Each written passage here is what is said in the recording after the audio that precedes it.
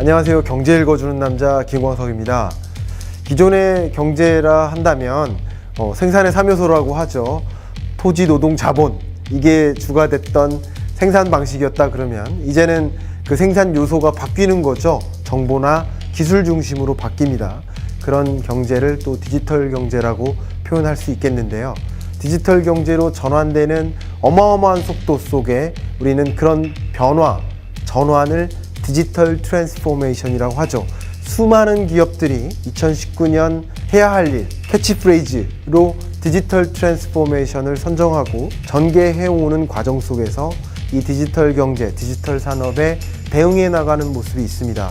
그렇게 엄청난 속도로 디지털 경제로 전환되어 가고 있는 이 세상 속에서 여러분은 혹시 전환 속에 소외되고 있는 것은 아닌가? 디지털 경제 도대체 무엇이고 어떤 산업에 걸쳐서 디지털 트랜스포메이션이 정말 확실하게 우리가 체감할 수 있는 모습들이 나타나고 있는지 수많은 디지털 트랜스포메이션의 팩트들을 집중적으로 폭격해드리는 시간을 가져보도록 하겠습니다.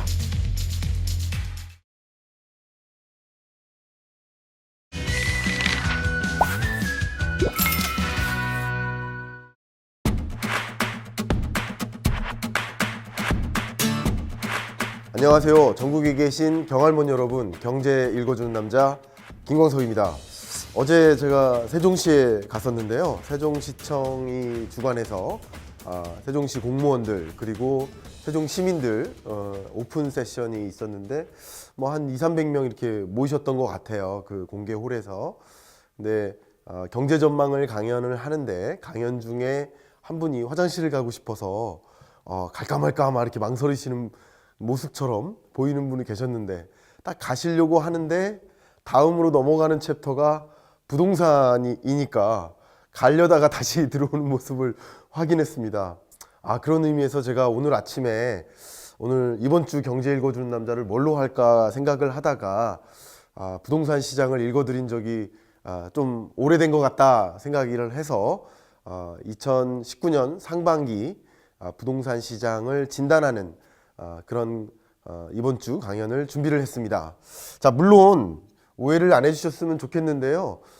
부동산 시장을 전망하고 분석하는 데는 제가 오마이스쿨 유료 강연 같은 경우는 뭐 한 3시간 정도 녹화하기도 하고 굉장히 심층적으로 분석을 합니다. 이렇게 짧은 매주 이어지는 이 무료 영상에서는 그 분석을 제대로 들어가기가 시간적으로 한계가 있습니다. 그래서 일단 저의 포커스는 2019년 1분기까지의 부동산 시장을 진단하는 정도, 여기에 포커스를 두겠다라고 전제를 깔고 왜 이 강연에 그런 내용은 없느냐, 좀 그런 말씀은 좀 안 해주셨으면 감사하겠습니다. 제가 주제를 타이틀로 역전세난 현실화를 가지고 왔습니다. 2019년 부동산 시장의 가장 큰 특징 한 가지가 역전세난이 아닌가 생각하면서 역전세난이 현실화되고 있는 그 이슈를 중심으로 해서 부동산 시장을 한번 읽어보도록 하겠습니다. 자, 아파트 매매가격 증감률과 전세가격 증감률, 제가 뭐 경제전망 강연 때도 말씀드렸지만 전세가격 증감률, 전세가격은 매매가격을 선행하는 경향성이 있다라고 말씀드렸죠. 전세가격이 떨어지기 시작하면 약 3개월에서 6개월 후에 매매가격이 떨어질 가능성이 굉장히 높아진다라고 말씀을 드렸었어요. 그렇게 보는 관점에서 보시면 이 파란색은 전세가격 증감률입니다. 그리고 빨간색은 매매가격 증감률이에요. 자, 파란색을 먼저 보시면 이미 2018년 정도부터 전세가격이 0 밑으로 떨어지기 시작했어요. 전세가격 증감률이 떨어지기 시작했다. 증감률이 0 밑으로 떨어지기 시작하는 모습이 보여지면서 이제 매매가격이 조정될 수 있겠구나 하는 생각을 반드시 그런 건 아니지만 경향성이 높다고 말씀드렸죠. 그런 측면에서 매매가격의 조정이 있을 수 있겠구나라는 생각을 했는데 역시 매매가격 증감률이 18년 말에 엄청나게 치솟다가 그게 하락세를 보이다가 매매가격마저 18년 하반기부터 매매가격마저 0 밑으로 떨어지는 매매가격 증감률이 0 밑으로 떨어지는 매매 가격, 아파트 매매 가격이 조정되는 모습이 나타나고 있다라는 것을 보면 그런 경향성이 크게 읽혀집니다. 자, 그러면 왜 이렇게 될까라는 것을 보신다면 저는 전세 가격과 매매 가격이라는 그 어떤 선행성을 중심으로 말씀을 드려보면 가장 중요한 것이 전세 수급 지수가 아닌가 생각이 됩니다. 전세 수급 지수라는 것은 이 값이 올라가면 전세난의 모습이다. 그리고 이 값이 떨어지면 역전세난의 모습이다 라는 것을 먼저 말씀드리겠습니다. 이 값이 올라간다는 이야기는 상대적으로 전셋집 찾기가 하늘의 별 따기인 거예요. 전세 공급량은 부족하고 전세 수요는 넘쳐날 때 이 전세 수급 지수가 올라가는 겁니다. 공급에 비해서 수요가 더 많은 현상, 그러니까 전세난의 모습이다. 실제로 2013년부터 2017년까지 아파트 매매 시장에 공급 물량이 엄청나게 많았습니다. 여러분 체감적으로도 아파트 분양 물량이 굉장히 많았었지 않습니까? 예, 그런 관점에서 생각을 해본다면 전세 수급 지수가 그래서 계속 올라갔다. 분양 물량이 이렇게 늘어나는 과정에서 무슨 일이 있냐면, 자 한번 말씀드릴게요. 이따가 보여드리겠지만 미분양 주택이 그 이후에도 13년 이후에도 지속적으로 해소되는 모습이 있어요. 물론 이 미분양 물량이 퀀텀 점프하는 모습이 있지만 수도권은 여전히 더 조정되고 비수도권을 중심으로 미분양 물량이 늘어나는 모습이 있어요. 어쨌든 수도권의 경우에는 미분양 물량이 없어지고 있다, 오히려 해소되고 있다라는 것이 중요한 포인트예요. 자, 말씀을 드려보면 분양 물량이 많았다라고 했었죠. 근데 분양 물량이 다 어떻게 됐다는 겁니까? 해소됐다는 거죠. 해소됐다. 분양 물량이 왜 해소될까요? 반은 누굴까요? 반은 누가 사요? 세입자가 내 집 마련으로 이동하는 거예요. 중요한 팩트가 그겁니다. 세입자가 전셋집을 찾는데 전셋집이 없는 거예요. 전세 공급이 부족한 거예요. 전세난이라고 했죠. 그러니까 그 돈이면 내가 그냥 서울에서 전셋집 찾느니 경기도에서 내 집 마련하자. 그리고 13년부터 17년 동안 아파트 매매 가격이 급격히 상승하니까 이럴 때 내가 집을 안 갖고 있으면 난 더 가난해지겠네 하면서 매매로 분양으로 연결됩니다. 그래서 분양 물량이 미분양되지 않고 다 해소가 되는데 그 일부 가정을 해보자면 반 정도가 세입자가 내 집 마련에 성공하는 모습이고요. 그리고 반 정도는 누구예요? 반 정도는 투자자죠. 투자자가 흔히 다시 말하면 이건 뭐예요? 갭 투자자죠. 갭 투자자의 투자. 그럼 이것은 뭐예요? 자, 생각해보면 투자자의 분양은 다시 말하면 전세 공급을 뜻하죠. 맞습니까? 그리고 세입자의 내 집 마련은 전세 수요가 어떻다는 거예요? 수요가 줄어든다는 얘기죠. 맞습니까? 투자자의 분양은 다시 말하면 전세 공급이 늘어난다는 것을 뜻하고 세입자의 내 집 마련은 전세 수요가 줄어든다는 걸 뜻하죠. 그러면 전세 시장만 생각해 보면 전세 공급은 늘고 전세 수요는 줄어드니까 자연스럽게 전세 가격이 어떻게 됩니까? 조정되는 겁니다. 자, 이게 굉장히 중요한 요소예요. 이 기간에 전세 가격이 이제 조정되기 시작해요. 실제로 세입자가 내 집 마련에 성공하면서 전세 수요가 부족하니까 집주인들이, 갭 투자자들이 세입자 찾기가 굉장히 어려워진 거예요. 그러면 전세 만기가 도래해서 이 세입자가 나간대요. 그러면은 뭘 돌려줘야 돼요? 보증금을 돌려야 되죠. 근데 보증금을 돌려줘야 되는데 다음 세입자가 안 나타나요. 그럼 어떻게 합니까? 전세 가격을 낮춰서라도 내놓죠. 전세 가격을 낮춰서 내놓는 과정에서 보시는 것처럼 역전세난이 일어난다. 역전세난은 세입자 찾기가 하늘의 별 따기인 모습이에요. 전세 수급 지수가 떨어져서 100 밑으로까지 떨어졌습니다. 이것은 역전세난이 현실화된 모습이고요. 뭐 지역마다 이 영상을 보시는 분이 전국에 다 있으시잖아요. 이것은 이제 전국 평균적인 값인데 여러분 계시는 지역마다 서울이라도 어떤 지역에 계시느냐에 따라서 체감하는 것은 다 다르실 겁니다. 당연히 다른 거고요. 근데 전반적으로 역전세난이 현실화된 지역들이 더 많아졌다라는 것이고, 세입자 찾기가 굉장히 어려우니까 이 투자자들이 어떻게 하는 겁니까? 집을 내놓는 거죠. 집을 내놓는 모습, 집을 급하게 내놓는 모습을 전문용어로 뭐라고 해요? 그걸 급매라고 하는 거죠. 급매. 급매가 발생하는 것이다. 급매는 일반적으로 자가에서 일어나지 않는다. 급매는 일반적으로 투자자가 내놓는 것이다. 이해가시죠? 자가는 집 가격이 떨어질 거라고 생각하면 그냥 부여잡고 살죠.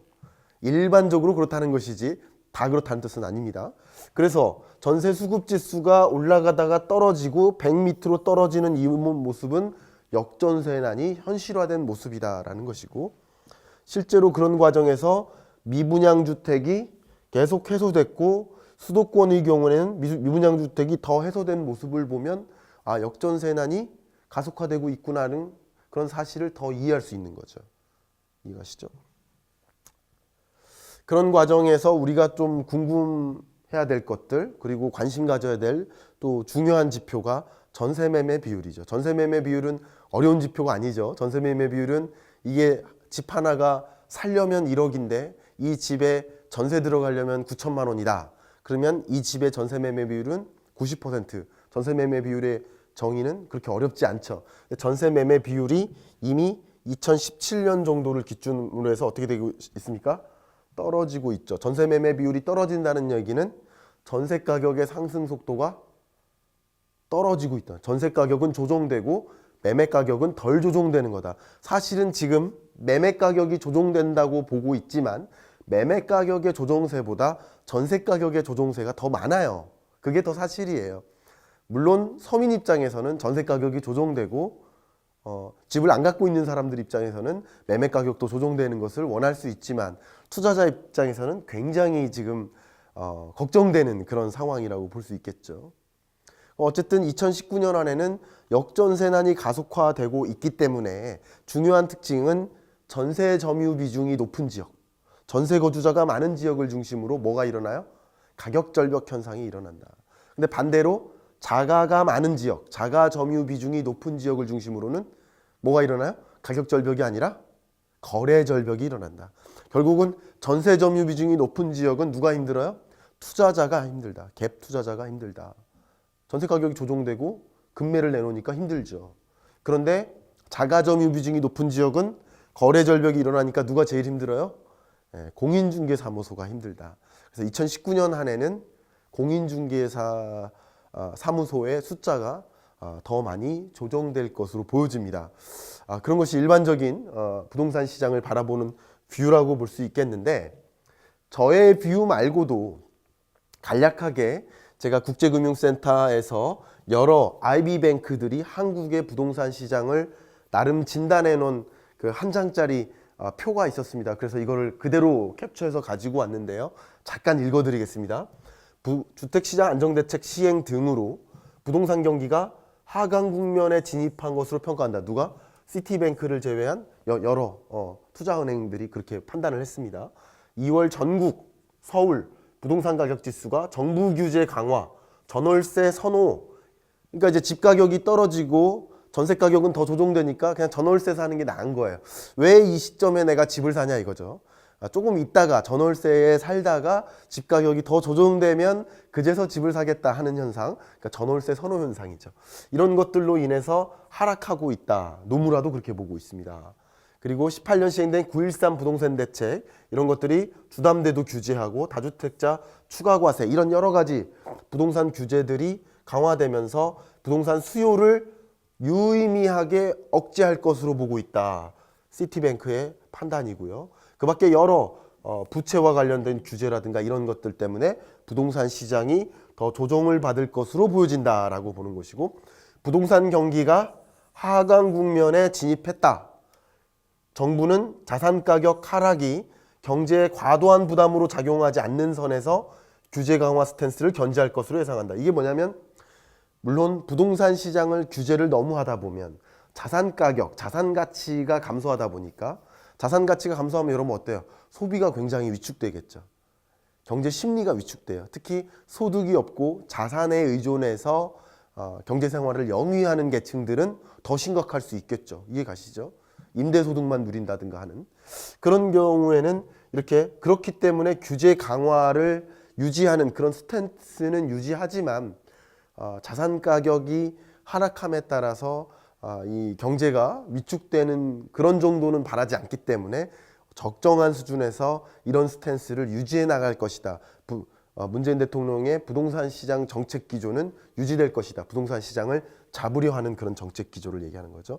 나머지도 다 마찬가지입니다.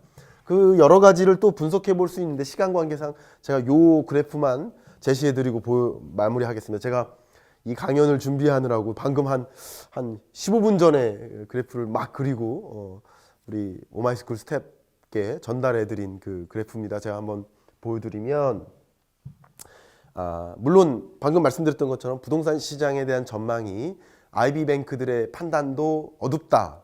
그리고 여러 기관도 어둡다라고 보고 있고 저도 2019년에는 부동산 시장이 잡힐 것이라고 보고 있기 때문에 제가 안 좋다라고 말씀드렸었죠. 근데 더 중요한 것 한 가지는 수요적인 측면에서 흔히 말하는 잠재적인 고객, 주택에 대한 잠재적 고객, 그러니까 국민들이 주택 가격을 어떻게 보는가, 주택 가격이 상승할 것이라고 보는가, 하락할 것이라고 보는가 하는 판단을 하는 한국은행의 소비자 동향조사가 있어요. 소비자 동향조사 안에 그러니까 시민의 국민의 주택가격 전망 CSI라는 지표가 있습니다. 이해 가시죠? 그러니까 전문 기관의 전망이 아니고 또 공인중개사무소의 전망이 아니고 이 국민들의 전망이라고 볼 수 있겠다. 이렇게 생각하면 좋겠고요. 국민들의 주택가격 전망 CSI를 보시면 보시는 것처럼 2019년, 2018년 말부터 어떻게 됩니까? 국민들의 전망이 굉장히 어둡죠. 근래 들어 가장 낮은 수준으로 떨어졌죠. 이런 모습을 보면 특히 서울을 제외한 6대 강역시나 기타 도시의 경우에는 더 가파르게 떨어지는 모습을 볼 수 있습니다. 이렇게 물론 이제 수요의 규모와 그리고 주택 구매 여력과 주택 구매 의사 이런 여러 가지 지표들을 바탕으로 해서 부동산 시장을 전망할 때 수요 측, 공급 측, 제도적 요인을 고루 판단해서 전망하는 것이 맞지만 본 강연의 특성상 간단히 말씀만 드리면 이 국민들의 부동산 시장의 기대조차도 굉장히 심리적으로 떨어져 있다. 이런 상황에서는 누가 주택 구매로 연결하기 어렵다. 그러니까 적극적으로 주택을 굳이 이런 상황에 내가 주택을 구입해야 되나 하는 생각이 작용되면서 수요가 굉장히 위축되고 2019년 한 해는 부동산 시장이 더 가파른 속도로 조정될 여지가 있겠다라는 판단을 여러분들께 전달해 드리면서 2019년 한 해는 이 부동산 시장 투자 굉장히 주의를 기울이면서 투자에 임하셔야 되지 않을까 하는 생각을 전해드리면서 이번 주 경제 읽어주는 남자 마무리하겠습니다. 감사합니다.